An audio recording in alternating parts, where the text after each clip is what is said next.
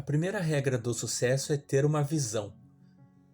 Se você não tiver uma visão para onde você está indo, se você não tiver um objetivo para onde você está indo, você ficará vagando e nunca chegará a lugar algum. É como ter o melhor navio do mundo ou o melhor avião do mundo, mas se o piloto não sabe para onde ir, isso apenas ficará sem rumo e não chegará a lugar algum ou acabará em lugares errados. Então, eu fui muito abençoado, pois encontrei minha visão. Nasci em 1947 na Áustria, depois da Segunda Guerra Mundial. Não gostava da Áustria quando era jovem. Mal podia esperar para sair de lá. Não me via como um fazendeiro ou trabalhando em uma fábrica. Meu pai queria que eu me tornasse policial assim como ele. Minha mãe apenas queria que eu ficasse por lá e me casasse com uma garota chamada Heidi. Mas esta era a visão deles, não a minha. Minha visão era totalmente diferente. Eu sentia que tinha nascido para algo especial, algo único, algo grande. Então eu estava à procura disso. Um dia, quando eu tinha 11 anos de idade, mostraram na escola um documentário sobre os Estados Unidos.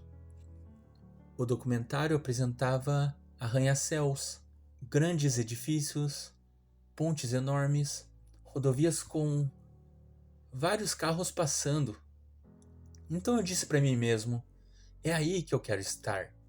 Outro dia, depois da escola, entrei em uma loja. E era uma loja que vendia produtos americanos. Então, olhando em volta, encontrei uma revista. Era uma revista bodybuilder que tinha Red Park na capa. Red Park pela terceira vez tinha sido o Mister Universo. E eu vi ele em uma grande tela como Hércules. Na capa da revista dizia: como o Mister Universo Red Park se tornou a estrela Hércules. Então comprei a revista. Levei para casa e li várias vezes, da primeira página até a última. Aí eu disse para mim mesmo: uau, esse é o projeto para minha vida. É exatamente isso que eu quero fazer. Eu quero me tornar um campeão bodybuilder assim como Red Park. Eu quero atuar em filmes assim como Red Park. E eu quero fazer milhões de dólares, ficar rico e famoso assim como Red Park. Então restou apenas saber como chegar lá. Eu fiquei aliviado, pois quando você tem um objetivo, quando você tem uma visão, tudo fica mais fácil. 74% das pessoas odeiam seus empregos na América. A maioria das pessoas não gostam do que fazem. Eu me senti abençoado por saber o que eu estava fazendo. É como um estudante de medicina que sonha em se tornar médico, ele sabe para onde está indo. Pense sobre isso, eu não visualizava apenas os exercícios, mas eu já me via levantando o troféu sobre minha cabeça. Era assim que eu enxergava. E na idade de 20 anos, fui para Londres e ganhei o Mister Universo como o mais jovem Mister Universo. Isso aconteceu porque eu tinha um objetivo. A regra número 2 é: não dê ouvidos aos pessimistas. Em tudo que eu fiz, a coisa que eu mais ouvia das pessoas era: isso é impossível. Não pode ser feito. Não. Eu me lembro quando quis me tornar campeão bodybuilder, incluindo meus pais e todos os que estavam em minha volta diziam que era impossível. Então sempre que alguém me dizia que não pode ser feito, eu ouvia pode ser feito. Quando diziam não, eu ouvia sim. Quando diziam é impossível, eu ouvia é possível. Nelson Mandela disse: tudo é impossível até que alguém o faça. Então era tudo não, não, não, não pode ser feito, é impossível. Eu lembro que o mesmo aconteceu quando eu quis atuar nos filmes. Agora, como um bodybuilder, eu pesava mais de 110 quilos, tinha sido por 6 vezes Mr. Olympia. Eu disse para um agente de Hollywood que eu queria atuar em filmes. Ele respondeu: hahaha, essa foi boa, Arnold. Eles diziam que era impossível. Eu perguntei: por que é impossível? Eles diziam: é porque olha o seu tamanho, você pesa mais de 110 quilos. E o seu sotaque? Seu sotaque causaria medo nas pessoas. E tem mais o seu nome. Quem conseguiria pronunciar Schwartz ou algo assim? Ninguém pode pronunciar isso, então esquece, Arnold. Eu fui de estúdio para estúdio, executivo para executivo, agente para agente, e todos diziam a mesma coisa. Muito encorajador isso, não? Mas quer saber? Eu não dava a mínima para o que diziam. Porque eu acreditava que eu poderia ser ator. Eu dizia bastante vaga nessa carreira. E eu posso me encaixar lá. E olhando para trás, aprendi algo no mundo dos esportes. É tudo questão de trabalho duro. Eu disse para mim mesmo, no fisiculturismo eu trabalhava de 5 a 6 horas por dia, faria o mesmo nas atuações. E é claro, tive que pegar aulas de inglês, aulas de voz, aulas de atuação e todas essas coisas durante o dia todo. Eu trabalhei. De repente, eu estava em Conan o Bárbaro. E depois do filme, o diretor disse para a imprensa: se não tivéssemos Arnold, teríamos que construir um. E o mesmo aconteceu em Exterminador do Futuro. Depois que finalizamos as gravações, Jim Cameron disse para a imprensa: se Arnold não tivesse esse sotaque que fala como um robô, acho que o filme não teria feito tanto sucesso. Então pense nisso. O corpo e o sotaque que atacaram lá atrás se tornou um diferencial. Não existe nenhuma mágica lá fora. Você tem que trabalhar e trabalhar. Eu fico louco quando ouço pessoas dizerem que não tem tempo para ir a uma academia e treinar por 45 minutos. Ou fazer outra coisa por 45 minutos para se aprimorar, seja fisicamente ou mentalmente. Imagine se você lesse 1 hora por dia sobre história. Quanto você aprenderia depois de 365 horas em um ano? Imagine se você trabalhasse em um negócio, algum negócio que você queira desenvolver todo dia por 1 hora. Imagine quão longe você alcançaria.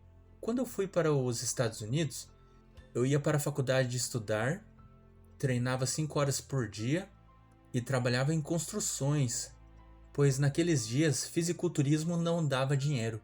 Então eu não tinha dinheiro para me sustentar. Trabalhava na construção, ia para a faculdade, treinava na academia e das 8 até meia-noite eu fazia aulas de atuação, 4 vezes por semana. E para poder fazer tudo isso, não podia desperdiçar 1 minuto sequer. E é por isso que estou aqui hoje. E eu acredito no que Ted Turner uma vez disse: trabalhe duro e publique. Então trabalhe como um louco e faça o mundo conhecer o seu trabalho.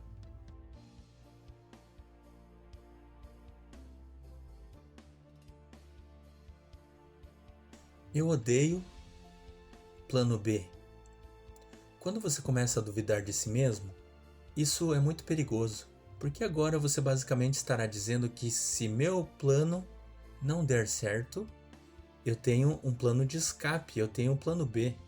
E isso significa que você começou a pensar sobre o plano B, e todo esse pensamento, toda essa energia você está tirando do plano A. É muito importante entender que funcionamos melhor quando não existe um plano de escape.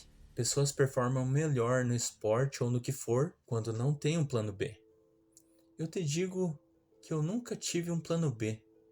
Eu sempre tinha total comprometimento em me tornar campeão bodybuilder, total comprometimento em ir para a academia, total comprometimento em entrar para show business e me tornar ator. Não importava o preço, eu faria acontecer. Trabalharia e continuaria trabalhando até conseguir. E a principal razão de as pessoas pensarem no plano B é pelo medo de fracassar. E se eu falhar e não tiver mais nada? Deixa eu te dizer algo, não tenha medo de fracassar, pois não há nada de errado nisso.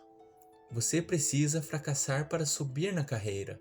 Michael Jordan disse em uma de suas entrevistas: para eu me tornar um grande jogador de basquete, eu errei 9.000 arremessos. Isso fez dele um fracassado? Não. Ele se tornou um dos maiores jogadores de basquete de todos os tempos e ele errou 9.000 vezes. Entendeu? Todos falhamos. Não se preocupe com a derrota, pois quando você fica com medo, você paralisa. Você fica tenso e não relaxa. Para performar bem em qualquer coisa, seja no boxe, no seu trabalho, em pensamento, só acontece quando você relaxa. Então relaxe, está ok em falhar. Apenas coloque tudo para fora e dê o seu melhor.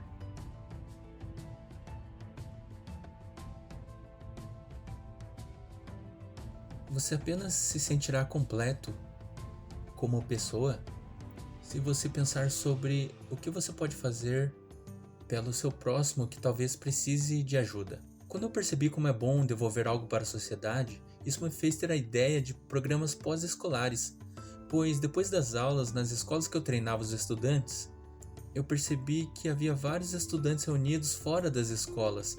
Então perguntei ao diretor: o que todos esses alunos ficam fazendo? Ele respondeu: Arnold, você tem que entender que 70% dos alunos em nossas escolas vêm de família que ambos os pais trabalham o dia todo, então não há ninguém para vir buscá-los.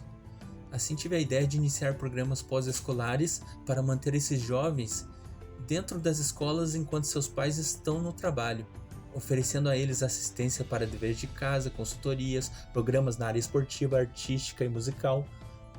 E isso se tornou um enorme sucesso.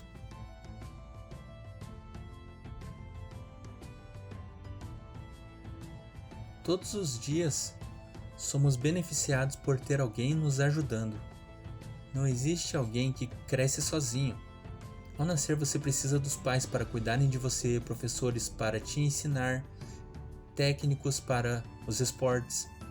Então, quando penso nas pessoas que me ajudaram lá atrás, Albert, vem aqui por um momento.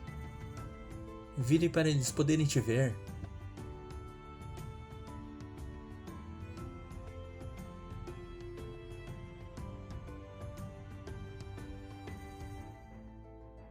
Eu chamei ele para dar um exemplo.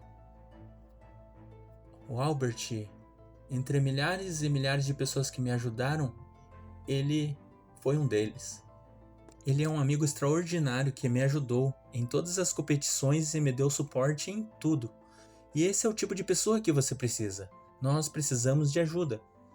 Nós precisamos de ajuda.